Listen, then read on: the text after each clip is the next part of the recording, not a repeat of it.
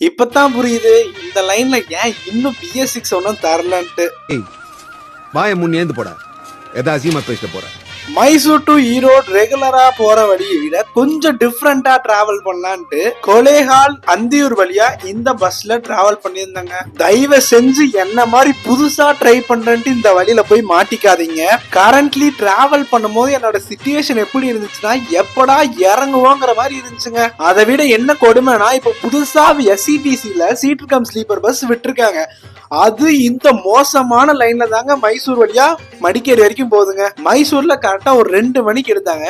ஏறும் போதே சொல்லிட்டாங்க, தம்பி பக்கத்துல வண்டி இருக்கு, அது சீக்கிரம் போயிரும். பட் நம்ம சும்மா இருப்போமா, வாங்க ஒரு கை பாத்திரலான்ட்டு ஏறினங்க.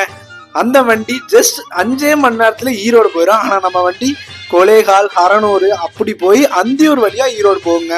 பார்டர் தாண்டி தமிழ்நாட்டுக்குள்ள வரும்போது தான் நம்ம எவ்வளவு புண்ணியம் பண்ணியிருக்கோன்னு தெரிஞ்சுங்க. இப்படி சொல்றேன்னு தப்பா நினைச்சுக்காதீங்க. உண்மையாலே மற்ற ஸ்டேட்ஸை கம்பேர் பண்ணும்போது ரோட் டிரான்ஸ்போர்ட்க்கு ஹேட்ஸ் ஆஃப்ங்க.